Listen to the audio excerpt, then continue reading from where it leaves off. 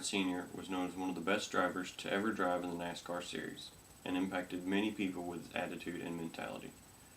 Earnhardt Sr. was born and raised in Kannapolis, North Carolina.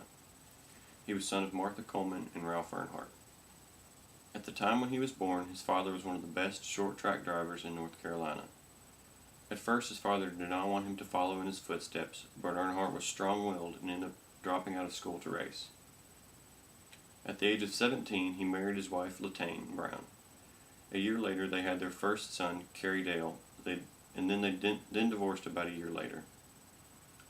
In 1971, Dale married his second wife, Brenda Gee. They had a daughter named Kelly King and a son, Ralph Dale Jr. Not long after the birth of their second son, they also divorced. Dale then married his last wife, Teresa Houston, in 1982. They had their daughter, Taylor Nicole, in 1988. Earnhardt began his Winston Cup career in 1975, making his first start in the Charlotte Motor Speedway in North Carolina. In his rookie season, Earnhardt won one race at Bristol, captured 4 poles, had 11 top 5 finishes, 17 top 10 finishes, and finished 7th in the point standings. In spite of missing 4 races due to a broken collarbone, he won Rookie of the Year.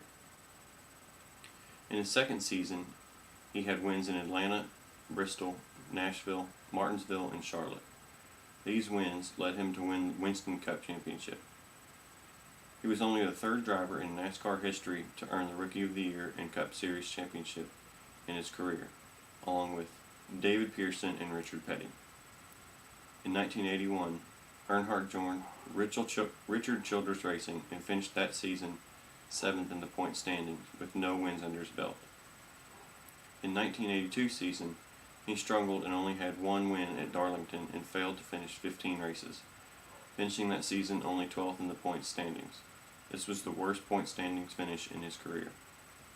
During 1984 and 1985, Earnhardt won a total of 6 times at tracks including Talladega and Bristol. During those seasons, he finished 4th and 8th in the point standings.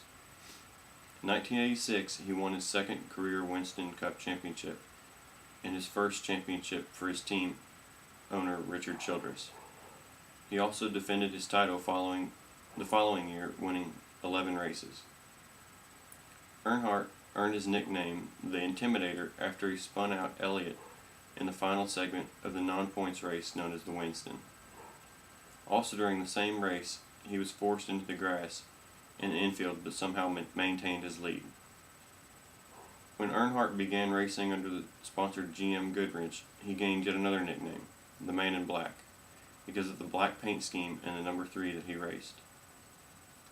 During the 1990s, he gained one more Winston Cup championship and had a major upset in the Daytona 500.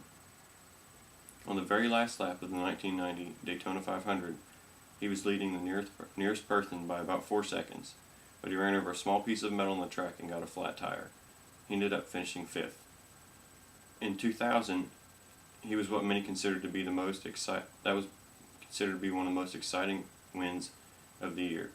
At Atlanta, he won by 6/100ths of a second over Bobby Labonte.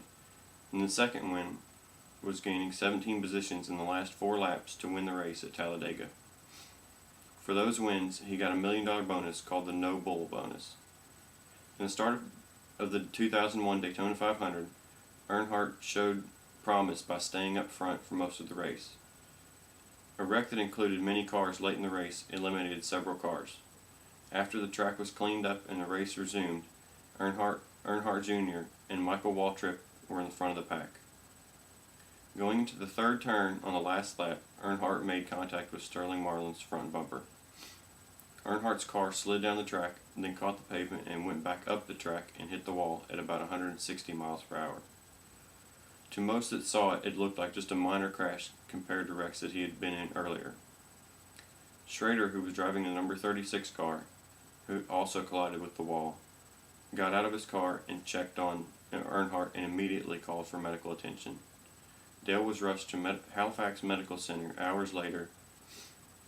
A formal announcement was made that he had lost his life.